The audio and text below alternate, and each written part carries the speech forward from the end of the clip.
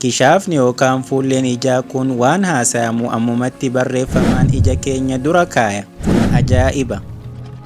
Gurbaa kana tolcheen wal haa barru. Maqaan isaa Madhaaf jedhama. Kun Muraad Moo Productionidha. Mallattoo subscribe kun maamila keenya ta'uu hin irraanfatina. Maqaan isaa Madhaaf jedhama. Biyya Hinditti dhalatee guddate. Yeroo inni ijoollee turetti hiriyoonni isaa yeroo mana barumsaa deeman hunda waan achitti baratan dhagahuu hin danda'an turan. Homaa hubachuu hin dandayan. Mana barumsaa keessatti namni afaan mallattoo barate hin jiru. Meeshaaleen dhageettiif oolan baay'ee qaaliidha. Gurra baqaqsanii yaaluun ulfaataadha. Kunis hiriyoonni isaa kophaa akka ta'anii fi akka nuffan waan godheef barnoota addaan kutuun dirqama isaanitti ta'e. Eeyyeen addunyaan tun namoota dhaga'uu danda'anii fi hin dandeenye ija tokkoon hin ilaaltu. Kanaaf Madhaaf yeroo guddatu kana sirreessuu qaba jedhee murteesse. Bara 2017 akka lakkoobsa Awurooppaatti namoonni dhagayuu hin dandeenye waan dubbatamu akka hubatan kan isaan gargaaru teeknooloojiin tokko jiraachuu qaba jedhe. Waan gatii salphaa fi nama bira gahuu danda'u hojjechuu yaade. Kanaaf meeshaalee elektirooniksii yaada isaatiif oolan tokko argate. Ji'oota hedduu booda fuullee ijaa gosa haarawaa kan maqaan isaa Transcribe Glass jedhamuun dhufe. Akkaataan fuulleen ijaa kun itti hojjetu kunooti. Jalqaba waan kana fuullee ijaa kee irra keetta. Sana booda bilbila keessan irratti bulutuuza waliin wal qunnamsiistu.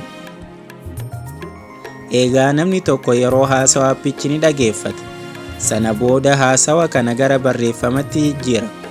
Itti aansuun akka kanatti fuullee ijaa irratti barreeffamni mul'ata. Dhugumatti waan hundaa barreeffamaan arguu dandeessa. Dirree ilaalcha keessan keessatti yeroo san keessatti barreeffamaan arguu dandeessu. Akkasumas hubannoo hidhii namaa fi waan naannoo keessan jiru hunda ni argattu. Galata fuullee ijaa yookaan eyeglass kanaaf haa ta'uutii namoota dadhabbina dhageettii qabaniif amma haasofni salphaa ta'ee jira. Appiin kun sooftiweerii haasawa gara barreeffamatti jijjiiru kan akka Google yookaan Microsoft fayyadamuun hojjeta. Kanaaf afaan Google yookaan Microsoft hojjechuu danda'u kamiyyuu nuti hojjechuu dandeenya jedhu. Dhageettii dhabuun rakkoo guddaadha. Addunyaa guututti namoonni biliyoona 1.5 ol rakkoo dhageettii kan qabanidha. Kun isaaniif furmaata.